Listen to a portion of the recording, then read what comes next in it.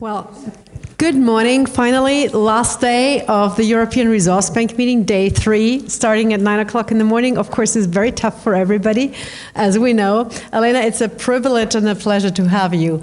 Our team was researching on TED Talks and all of a sudden technology, and all of a sudden a young lady popped up, and my team was, wow, we need to get her. Okay. So if I start introducing Alena, I mean, talking 7 languages, I assume, having degrees from Prague University, but also from Bratislava. She is a consultant. She's an advisor to many, many startups. She has got several awards, and one is specifically in a free market environment. Interesting, you were awarded by the UN, correct? Oh, wow, you know it. Yes, Okay. we've heard about that. Yeah, So tell us a little bit more about that. That was in March. United Nations was organizing a decade of women, or launching a decade of women. I'm not really sure what it's about, but they chose top digital frontier women, and they invited me to the United Nations headquarters to celebrate women, and that's it. So congratulations. So what does it feel like, being obviously somebody who moves in different circles in the cryptology, with Bitcoin people, with people who seek up to ultimate freedom and try to cross frontiers, being in a organization that has its limits, but also its advantages, of course. How was that experience? Like to get that award. I'm not really a person of feeling different than with the award than without. It was more of acknowledging that there are women trying to do something in the space. I'm a little bit sensitive about the topic of equality because I'm not a politically correct person. So the thing is, I'm quite annoyed when people try to put women into a special place just because of their gender.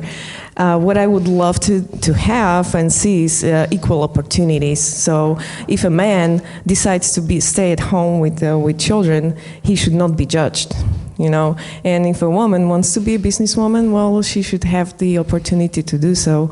But so I'm more skeptical about this. I think you have many fans here with those people. None of us really likes gendering, and so you're on the right side, with us at least.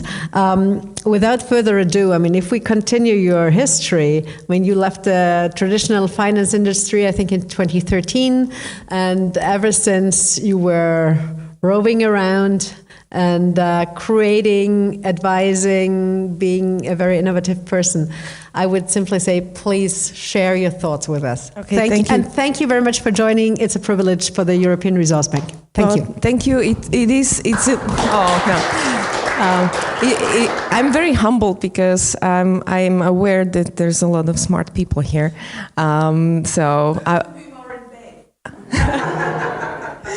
But let me. I hope you don't mind me sitting here. So we have I feel like it's more a family meeting than a keynote speech. Thank you for the introduction. It was really nice.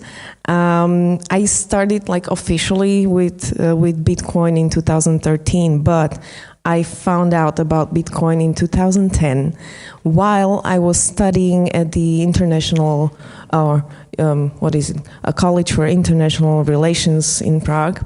I was studying diplomacy and international economic relations, and that was shortly after the big crisis. I was realizing that maybe the money that we're using and the system that we have doesn't really work, and I wanted to understand why. So the first day of this event, we heard a lot about money and euro, and there was even ambassador of Greece saying that he considers euro a success story. My opinion is completely different. And back then, I realized that all the money that we're using is really a scam.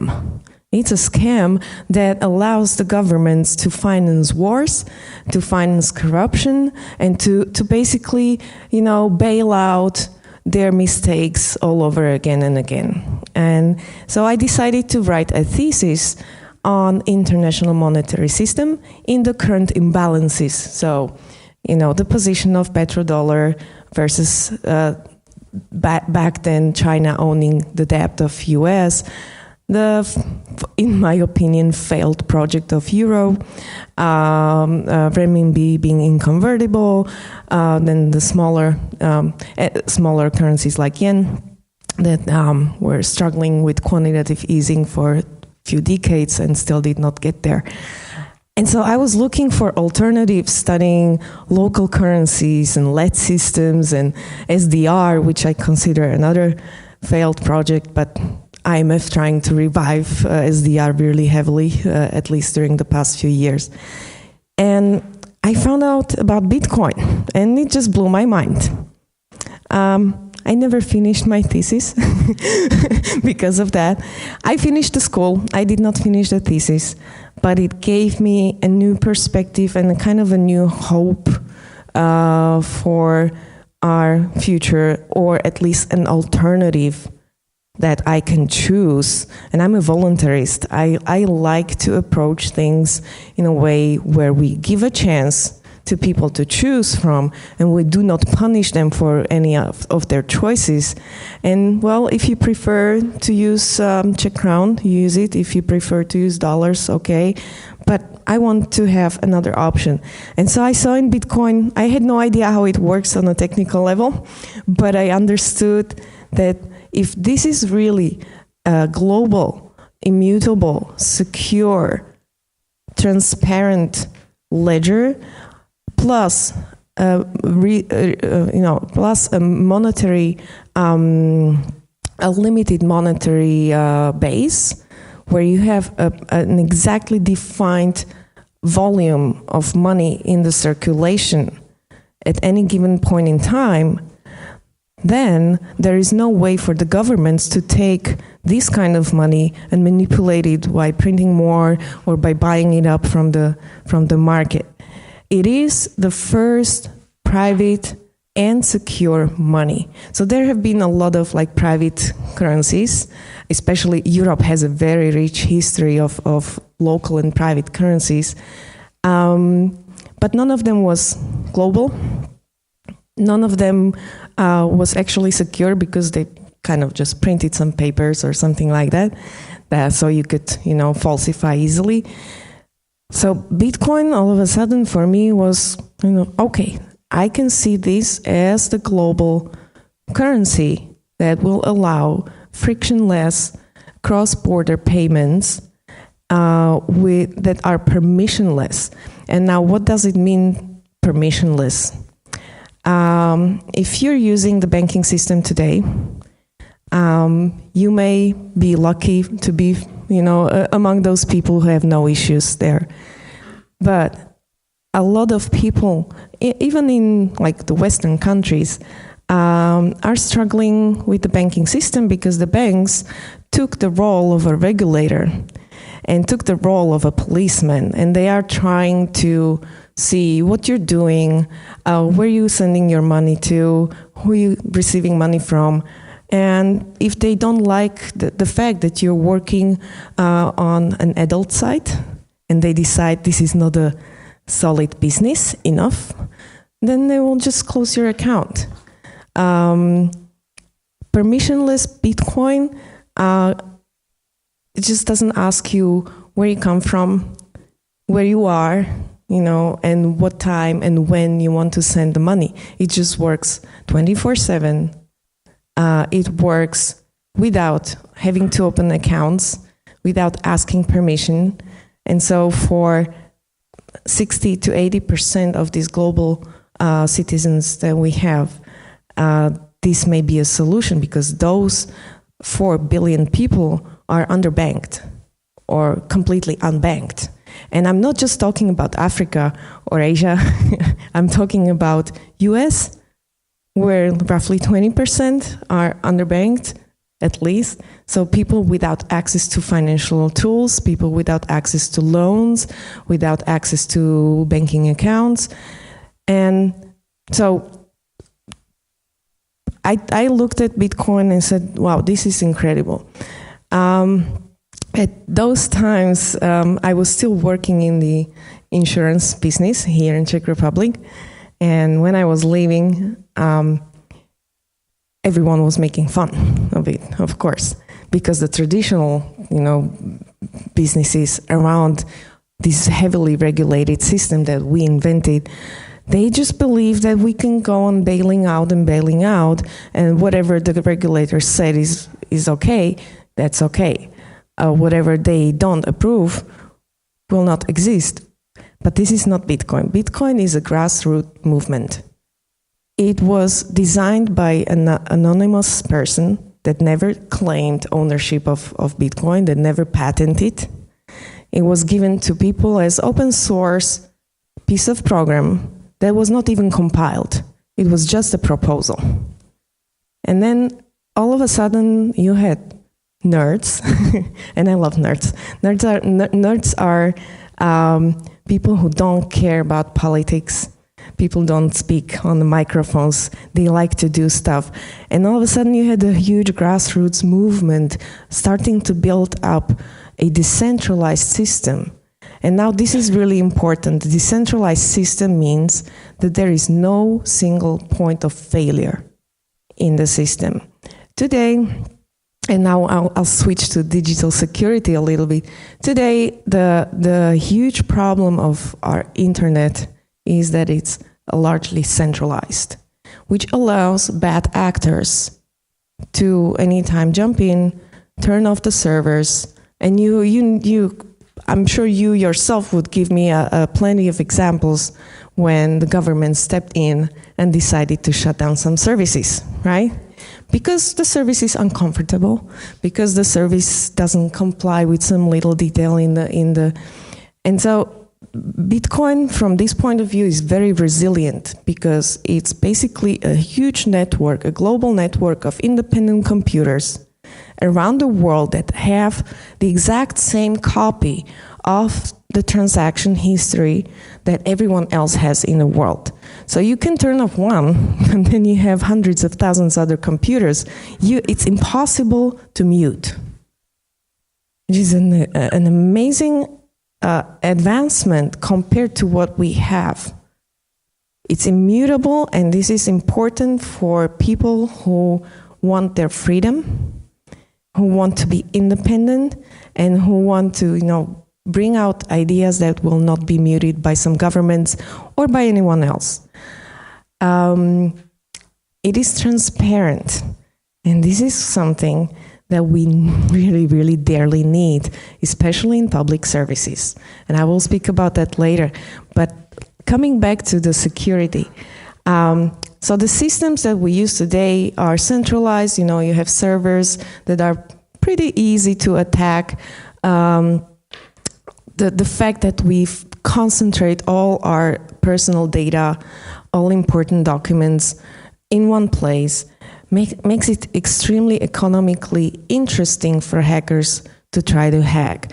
The problem is that the companies, even the huge companies like Google and you name it, they are spending hundreds of millions on cyber protection, but the systems are so complex that it's impossible to really, as a whole, to make it impenetrable. So a hacker who knows he wants to get there, while you have to, secure all the system and layers that you have, he's always ahead, and he will always be ahead. The fact that we all of a sudden have a system that's decentralized allows you to distribute the risk, basically, and tackle it on individual level. So in order for a hacker to hack Bitcoin, he would have to go and attack at least 51% of all those computers around the world. That does make sense.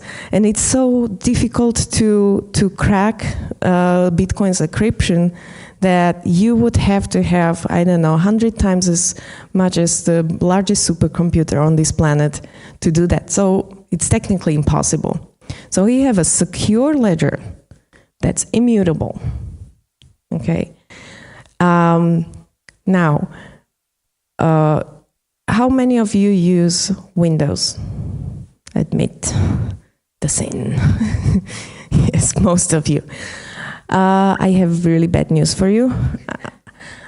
Yes, your computer is not safe. And I don't want to be mean to Windowers, because the same goes for Android phones, the same goes for Apple.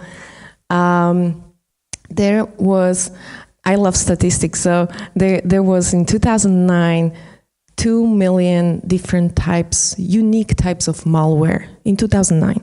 In 2014, 200 million. And just 1 year later, or 2 years later, 400 million unique types of malware. 400 million unique types of malware. That only tells you how vast, like there's an explosion of malware that we are not even aware of. It takes on average 8 months for a company to discover that they have been breached. So the fact that you entrust your personal data, your credit cards to websites that have no idea about securing their database, it's scary. People just don't know. Maybe it's better they don't know. But it's good to be aware that this is happening. The payment systems that we have today were not designed for online world. The credit card was not designed for paying online. It's crazy to punch in all the data that one needs to just pay with my card directly in the browser. Why? Because you have all these keyloggers, or even if there's no keylogger, someone just goes and steals the database and sells on the black market. One credit card costs roughly $10 to $15 on the black market. Your personal data, including healthcare or medical records, roughly $60 per one. So it's a good business. It's a good business to steal a few million records, and there you go, you have your money. Bitcoin and cryptocurrencies, on the other hand, do not require you to enter your name.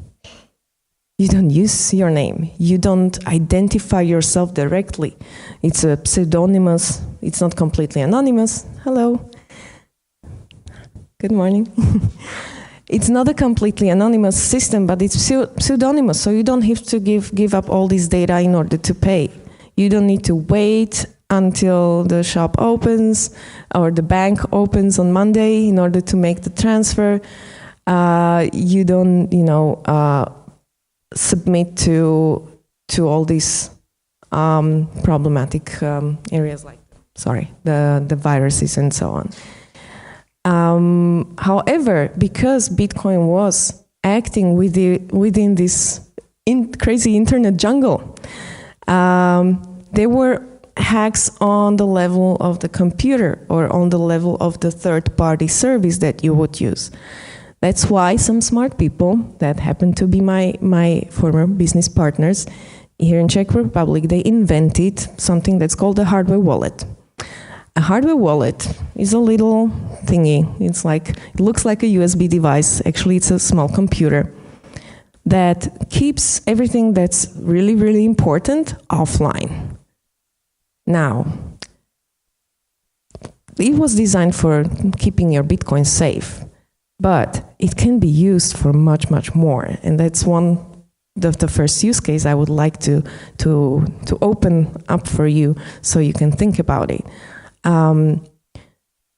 By taking everything that's crucial, for example, private keys that encrypt your documents, private keys that allow you to sign in to a website without touching username and password, private keys that allow you to notarize a document, for example. All these private keys are in an offline device that is not hackable. So when we start to think differently and say, oh, instead of requiring usernames and passwords to log into my website, I will allow people just to use some very, very secure device that replaces that username and password with a unique signature, with a cryptographic security behind. Then you can do, imagine you're Google, you run Gmail, and you, instead of storing all these usernames and passwords in your database, you just allow people you distribute the risks on the user level, and then you tackle the risk on that particular level. So imagine you could do this for emails, for document sharing, for anything that's really, really important, and that for all the data that's valuable online. So I'm very excited about where this is going, because we already see the hardware wallets that were originally designed for Bitcoin now being used for other cryptocurrencies, but also as a password manager, also as document encryption device. So I'm excited to see where this will go, and I hope soon we will all have a little extra device carrying with us. Maybe it's not comfortable, but realizing what's happening in the internet jungle, I'd prefer to do that than being completely stripped and naked online. I was mentioning immutability of the Bitcoin blockchain and transparency. Transparent, by that I mean that you can follow each transaction and the transaction history publicly online. You don't know names, you don't have labels assigned, but you can basically see what's happening. I was I wanted to maybe give one slide, but I didn't. I'm opening a foundation in Liechtenstein that's called Kodam et Bloom.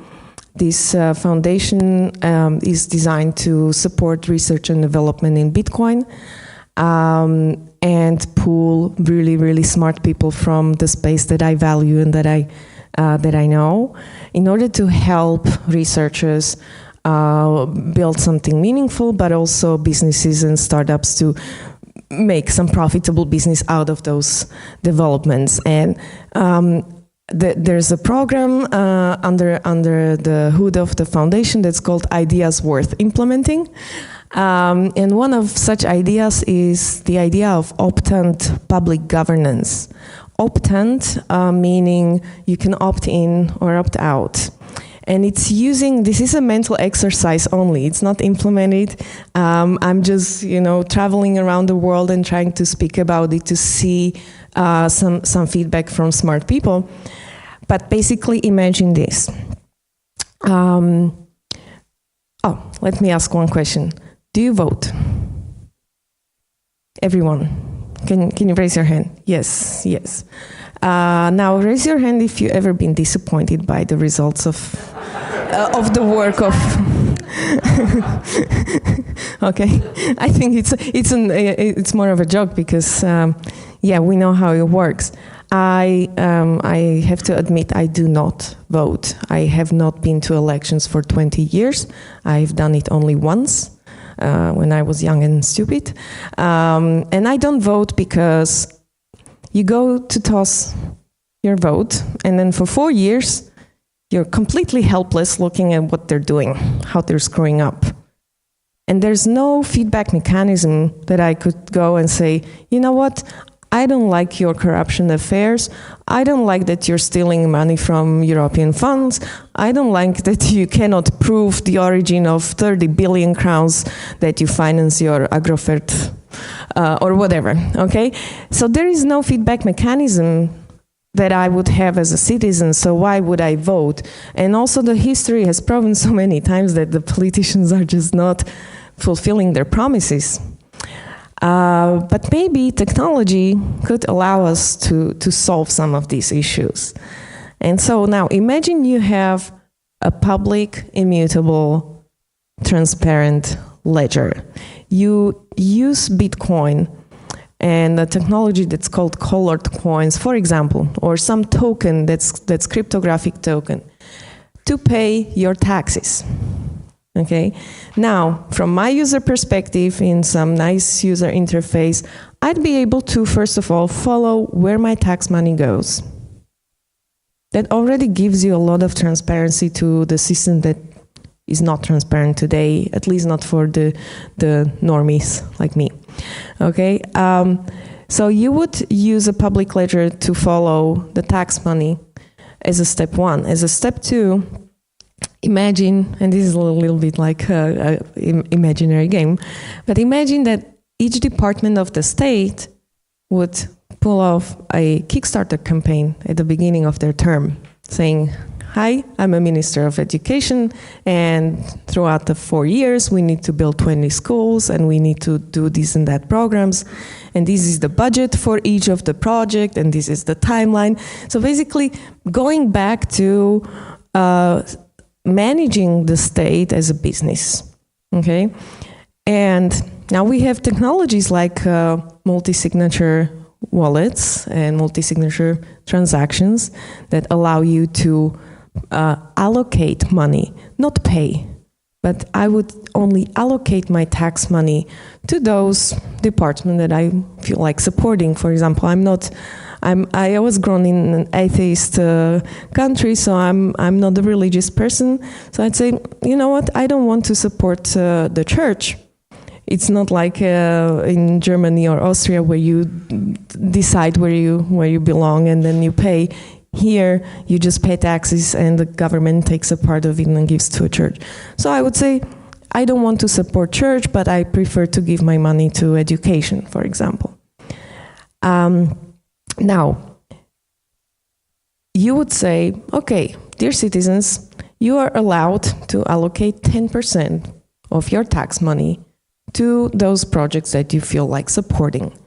I don't believe that the crowds are 100% capable of making the right decisions just because they have their lives. They're not able to follow everything that's happening, and they're not able to be experts in whatever is happening. But just to have that tool, I believe that a lot of people would be more engaged, that more people would start to care, because all of a sudden you have some tool of power. Money is power. They have the power, politicians have the power because they have my money. But if I only allocate my money and I'm always able to withdraw my allocation just as a protest and say, no, I don't like what you're doing, you've been promising something else.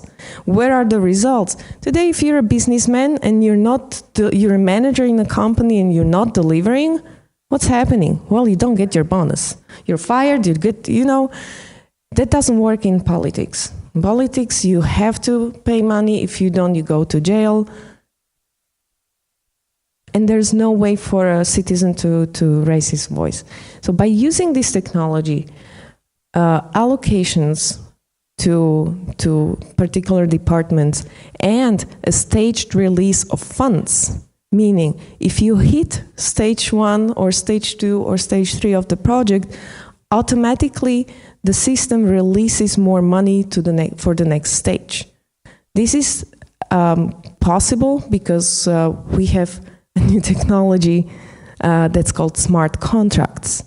Smart contracts were an evolution or are an evolution of Ethereum, which is another cryptocurrency. Let's say I struggle a little bit with calling it cryptocurrency because it's not about the money only. It's a technology.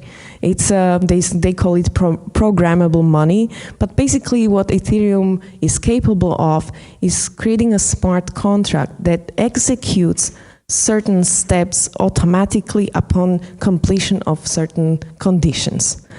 Okay, so imagine then you would have to build those schools. So the stage number 1 is some planning probably, okay? When the plans are submitted and there's a public oracle or someone confirming, yes, this is a valid plan, then the smart contract would release money. So this is the idea of optant, like having a place, reestablishing the balance of power, giving me back my individual right to decide about my tax money. I don't want to be deciding about your tax money. That's your thing, right? And if you decide like, I don't have time to follow this and I don't care about politics, then have some, smart people or artificial intelligence allocate the rest of the money. That's fine. It's just about giving the opportunity to raise voice. How much time do we have? As long as I want. Okay. That's all right. So this is optant. I would love to hear feedback, and we can talk right now or after in a break.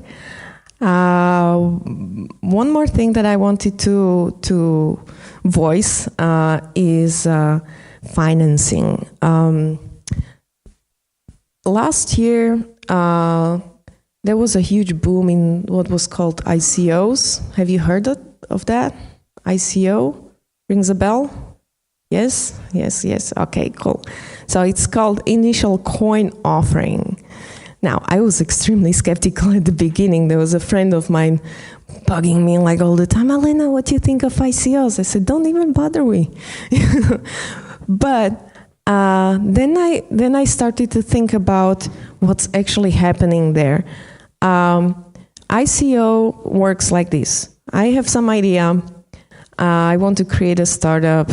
The idea, I believe, is excellent. So what I'm going to do is, I have choices. Either self-fund, okay, bootstrap.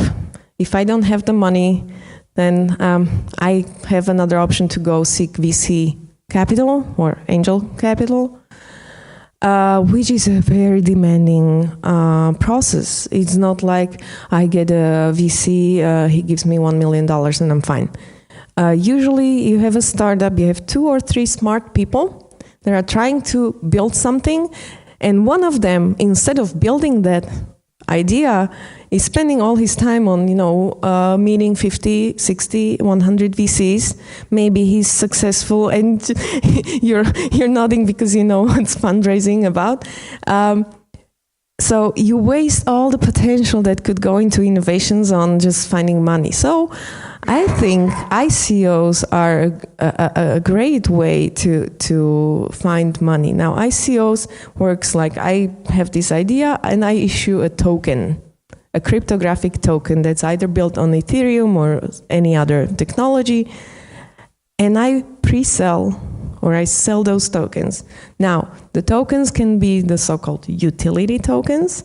So I have some system where you will use those tokens. You will need those tokens as a means of, either payment within the system or just use the functionalities. Or you have something that we call a security token or equity token that distributes small portions of revenues to your Bitcoin wallet or your Ethereum wallet every time I make some distribution. Over the course of last year, I think it was over $6 billion that were invested into startups through cryptocurrencies. It was a huge boom. It was mind-blowing. From 2014, when we had the first ICO of Mastercoin, which was a spin-off in Israel, spin-off of Bitcoin, until last year's literally hundreds of ICO projects came to life. Now, will they fail? Yes, most of them. But just like any other startups, even VC-funded startups where you assume you have the smart people, they fail. 90% of them will not survive 5 years. And that's okay. That's okay too, because through the process, we find new things that can be applied elsewhere. In case of Bitcoin and crypto, the great thing is that most of these projects are open source. I'm a huge advocate of open source. I'm quite, trademarks are fine, but patents, in my opinion, are slowing down the evolution of human race. it's just, I own this idea. There's no such thing as owning an idea. The ideas are out there, and you were lucky enough to get, access to that idea and be able to develop. Well, maybe just you will actually do something about it. Okay? Bitcoin and cryptos being open source, for me, that's a big deal because we are sharing everything that's going on and everything that's being developed. So we can actually advance much faster. We can actually build things without, again, permission. It is a little bit tricky to try to develop an ecosystem that has no central power, no central planning. It's really an exciting thing happening right now because we are used to having, either companies or organizations being the driving force of something. Now you have a bunch of nerds all around the world fighting because, this is not, the standard is not as he would want to. But it is open and out there, so anyone can go and reuse.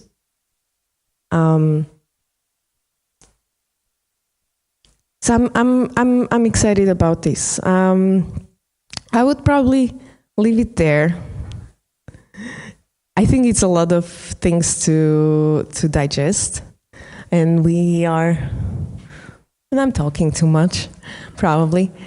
But let's use maybe a few minutes to discuss, because I'm more here to hear your opinions, because you are people that are not working in the Bitcoin space. You are not living in the bubble that I am. So I would like to hear whether something's appealing, whether it resonates. Questions, please. Thank you very much, Alena. I think there is plenty of questions. Michael, you're the first. I've got a ton of them. I don't know where to start. I really appreciate your presentation. Very fascinating. The first thing I wanted to ask you about was the idea of voting and allocating tax money that way. I mean, my initial reaction was, I'm not a fan of democracy in the first place, so why would I want really fast, technologically quick democracy? And I think that you addressed that a little bit with the crowd, the fact that the crowd's not so smart. But why wouldn't we have? You mentioned the process of raising capital, and we have the wasted energy of one of the two people going out there and trying to find money. Why would we have all these smart people trying to invent a program in terms of the voting process? Why wouldn't these smart people actually be advocating for the proper role of government, which is not allocating that kind of capital? I don't know if you understand my question. Like, why would those people actually support the government? The role. Why wouldn't they join the free market movement and fight with us? This would be the right question. Fight for this kind of public governance? Yeah. They are. There's a lot of projects happening in the public governance area. Well, that's what but the thing is, the projects in the public governance area are, in my view, 99% not the proper role of government. And so we have all this money and capital going toward this corrupt system. Yes, I'm more inclined to anarchy than to any other establishment personally. But I'm not. I don't think that we can do a sudden revolution and go crazy. See, I'm completely in disagreement with you. I'm not an anarchist at all. There is a role for government. There's absolutely a role for government. It just happens to be very, very well, hopefully very well defined and small, and that yes. Basically boils down to the protection of rights, not educating our children or exactly. And that's the form I'm able to negotiate here. I'm not negotiating here. When I say I'm more inclined to anarchy, it's because I don't feel that I need government telling me what I should do. because I'm a businesswoman, I know that there's a certain space where you need to, move in negotiation. So if it was me to decide, I'd say, okay, a minarchy is fine if the government keeps to the very core limited functions that it should have. But there's also a theory that the minarchy eventually will grow and grow and grow, that the state will never have enough. So I don't know. Well, I don't know what is a good establishment to have. When you said like the crowds not being well, you said that, and I agree with you. The wisdom of crowds, certainly in democracy.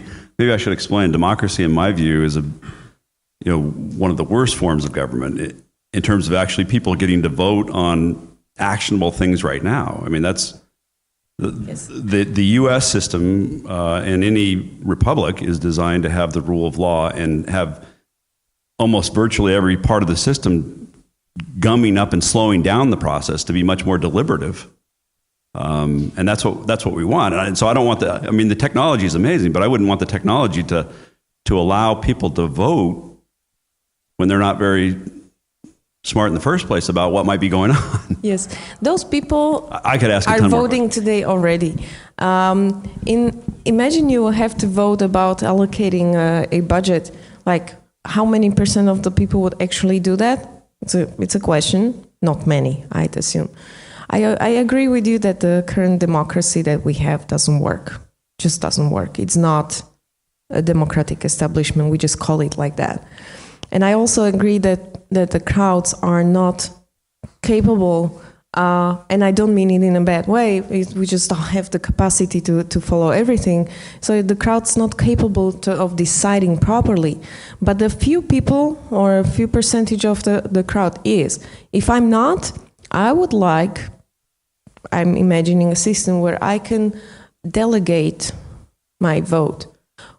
If I'm able to sell my private data, why shouldn't I be able to sell or delegate my vote to you? Because I trust you, you're an economist, and you are a non-partisan politician, okay? You're an economist, for example, and so I would trust you that you would be able to decide on allocation of my taxes much more than I would trust some partisan politician, because they have their political agenda. So 3 questions. So you're creating politicians in order to avoid politicians.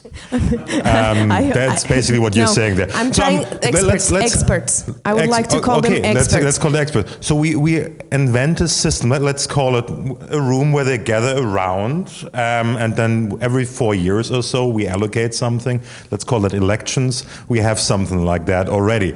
This allocation, that the processes need to be tweaked here and there. I completely agree with that. But looking at my Facebook feed, I would not trust these people with any decision making, especially for a very simple reason. And we talked about yesterday about the difference between Switzerland and other places, because we have short-term trends that people follow too much, and therefore I would not trust these too short terms in terms of the allocation of power of some sorts. If you could comment on that. The second one, how big would you see the budget being allocated directly by the citizens? And from a hypothetical sum that you have to pay each month. One more comment to my. You will have to repeat it to me because I'm, short span.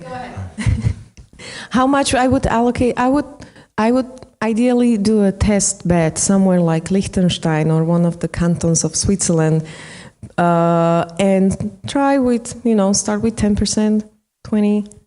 I don't know. It's about implementing and testing, and then seeing, okay, how do actually people react? How do they work with this? Does it make sense to them or not? And just coming back to those, I don't want to create more politicians. I don't want them. I don't need them. But I need smart people to run certain things, just like businesses. You need smart people to do that. So I would possibly trust them more unless they go with some political agenda. Now, you said short-term allocations. This is another topic we discussed previously. I don't believe in, if you're in public service and you're there for 4 years, well, the mentality, at least in certain countries, is 4 years, time, chance, get as much as possible, and then you're done. If you have someone in public service for 20 or 30 years, then he has to carry the consequences of his past decisions himself, and his family have to carry. So it's a different, there are people who say, yeah, politicians should not be there for 4 years, it's too much. I say, I would, if you do a public service, stay there for your lifetime. Because then you are well known, you have skin in the game, you have skin in the game, more skin in the game.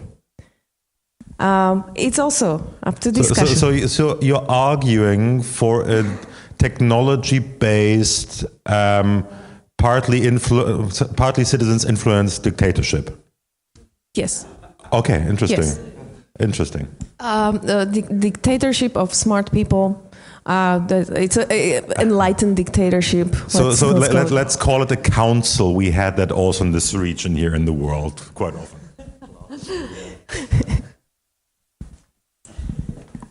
I had a question about one of the challenges, I think, of Bitcoin and other technology-based currencies is buying things with them, because all currency is only as valuable. And I think that's the sticking point. How does one prevent the government from just, when you have to bring it out to buy things, if you can't develop the markets within Bitcoin or within these technologies and get people confident that they can offer real valued things like housing or food that they may not get back, how do you then interface with these governments and keep governments from deciding, well, we're going to outlaw, when you try and take it out is when we're going to get you? Because I think that's one of the challenges now in terms of it, and maybe you could speak to that. China is really interesting here. So Chinese have capital controls. I think they can exchange roughly $500, and that's it. Chinese investors were and we heard on Friday, like Chinese startup culture is huge, but also the investment into crypto projects are heavily coming from China. Now, because it's a way for them to take their money out of the country. Now the Chinese government realized what's happening, so they banned ICOs. Guess what happened? South Korea went huge on crypto. Why? Because of the proximity. And so I assume like a large portion of that money coming from South Korea is actually Chinese. The more the governments will try to regulate and obstruct, Bitcoin is resilient. Bitcoin is anti-fragile. The more you try, the more you have people building more resilient systems. So if they will try to analyze the public ledger and assign names, you will have other cryptocurrencies that are anonymous coming out. You can push Bitcoin to illegality, but you cannot. There's no stop button. You cannot turn it off. Right, but if they put you in prison, then all the Bitcoin, maybe you can trade your Bitcoin in prison. But I think that's the challenge, is the power of the state is still the power of violence and coercion. And that's hard for a decentralized system. It by definition, does not have that coercive capacity, which is what is good about it, but it's also what threatens, I think, its long-term viability. It's true, however, Bitcoin is not illegal. It's not. They know they cannot really make it illegal completely. They can try in certain countries like China to ban investing into ICOs through crypto. they realize they cannot ban or make Bitcoin illegal, they can say, yeah, you have to pay taxes, of course. You have to pay taxes even if you deal, I sell you my house and you give me your cow. Well, then I need to value the cow somehow in my tax statement and pay taxes from the cow. They cannot actually turn it off. It's frustrating for them. I can see that. They're trying, but they cannot. That is very cool. Look at everything they tried and they regulate. Anything that's not playing in their cards is regulated, but they cannot. So at the beginning when there was like the first attempts to regulate Bitcoin, I say, forget it. You will never be able to put a label even on Bitcoin. It's not money. It's not... Yeah. That is true. That is exactly, that's the challenge. That's the challenge. In the ideal world, in the near future, we would not have to go do that at all. I live off of Bitcoin completely since 2013. I have not had, yes. My company was selling the hardware wallets only for Bitcoin. And it's possible. I survived. I'm well. Can I? Well, my question is related to that. And I wanted to preface it with just. By the way, thank you. I think it's a fascinating presentation. It's very interesting. Thank you. There's a theory that Bitcoin is a giant honey trap created by the government to ensnare people who are using it for illegal activity. So I wanted to ask you about that. But really this question of currency versus a digital asset, that as an attempt to get money out of the system because they don't like it, whether it's in China, there's a theory that this is a new asset class and we don't really know what it's worth because it's all relative. It doesn't have any intrinsic value. So do you see the immediate future of cryptos or Bitcoin as an asset or as a currency? And secondly, it occurs to me the more I learn about Bitcoin's transparency that it's not about anonymity at all. So if you're looking for a currency in which to make transactions that are not visible to the government, it's the exact opposite of what you'd want because it's a complete digital paper trail, which at some point the IRS or a local taxing authority is going to want to ask about. So are there other cryptos that provide the transaction anonymity that Bitcoin doesn't? Yes, there are some, and there will be more. I can name Zcash, I can name Monero. There are also really interesting developments happening on top of Bitcoin. So you will see more anonymity in Bitcoin itself soon.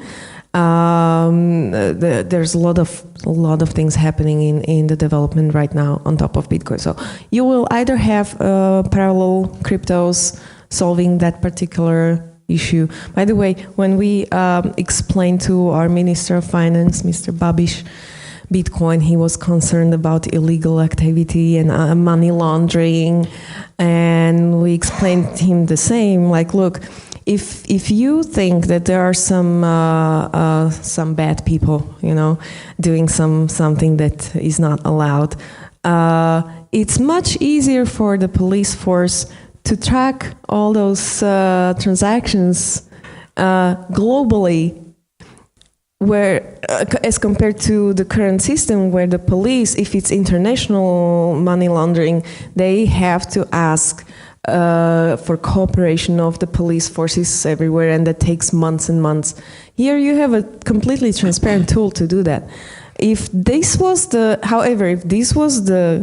goal to, grab all these criminals laundering money from child porn, why don't they do that with the banks? I mean, banks are number one channel of money laundering by far. It's not crypto. It's not even like small money transmitters. It's the banks. Oh, good point. I just want to say, I'm not even convinced that money laundering is actually a thing for them, for the government. I think it's just narrative. Asset versus currency?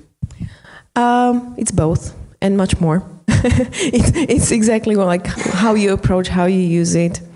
If you have some bitcoins that you invested in and you're hodling for your life, then it's an investment tool. If you use it to pay for a coffee, then it's money. If you use it to as a technology in the background to log into websites, to use the same cryptography, then it's something else. So I think it's impossible to regulate it and to label what it is, which is good as well.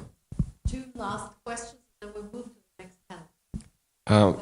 Very interesting presentation. Thank you very much. What I also like a lot about these cryptocurrencies, what you mentioned before, is that the amount is limited. It's not like fiat currency, and it has some solid grounds. That's great. However, I would like to address the question of scam. We hear more and more often about different digital wallets being hacked, different ICOs being also scam.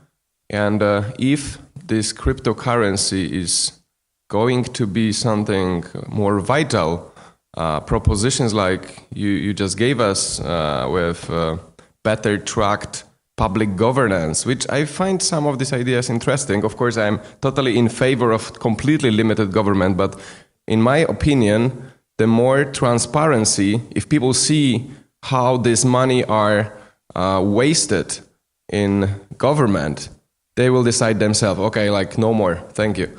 So I think that can be the way to the minimum government or zero. But the question of scam, I think that is something that creates negative PR, that limits the capability for growth. And do you, people in the cryptocurrency, you call it bubble, do you address it, and how do you address it?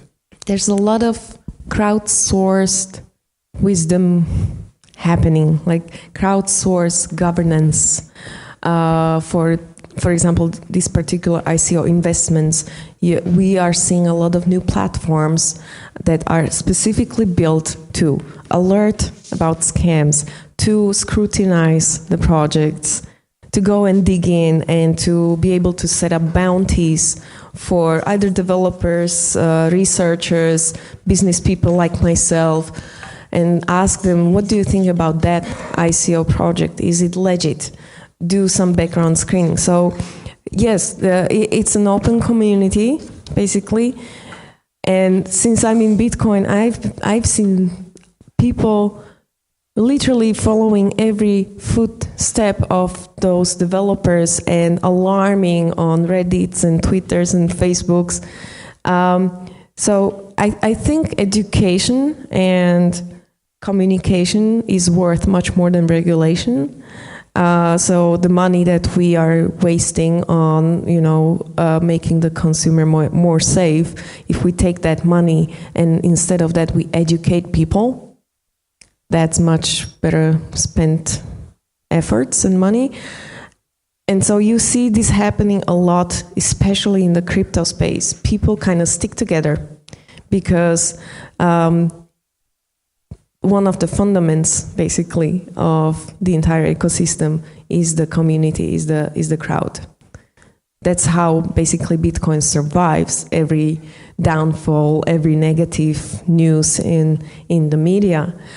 You mentioned that Bitcoin has no fundamentals or no fundamentals of the price, that is not backed by anything.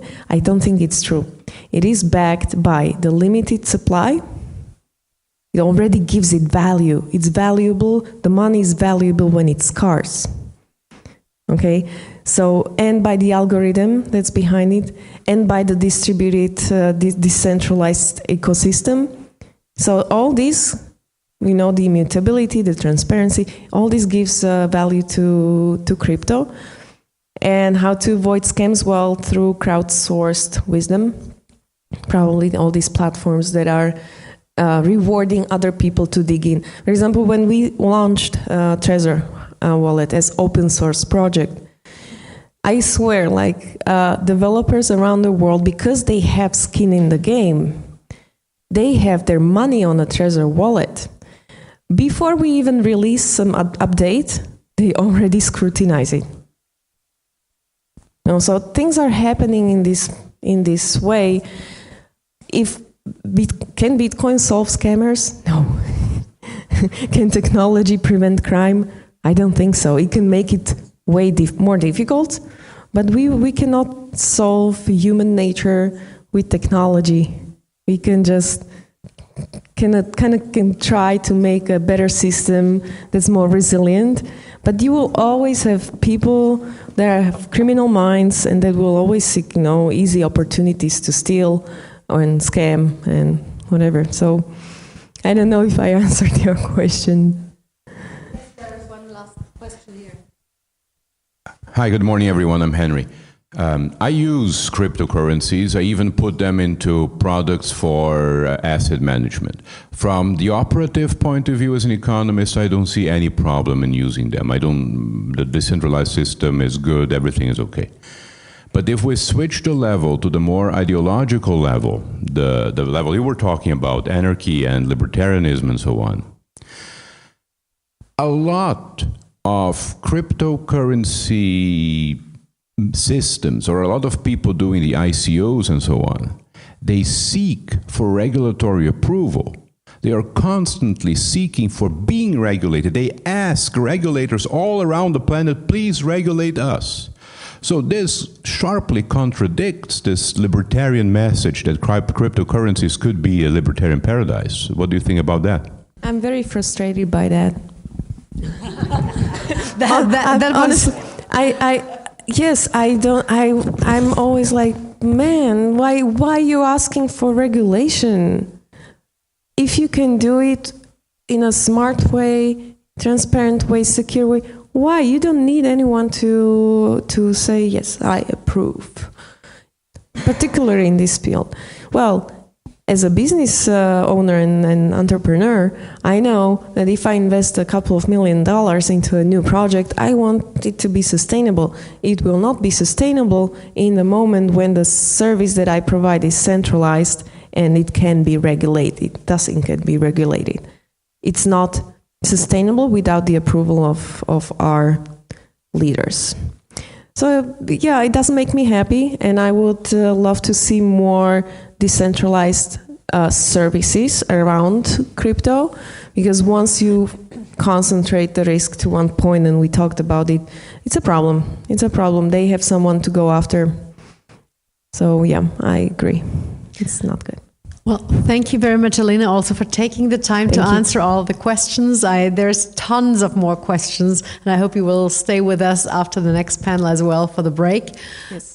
Thank you very much. So then we can, flood you with additional questions. I mean, unfortunately, the young gentleman who won yesterday's the other day's Dragon's Den Award is working already in this business with opting in and opting out of certain governments, and it's a tendency that we see in our circles. It started out with charter cities, it was seasteading and all this kind of things.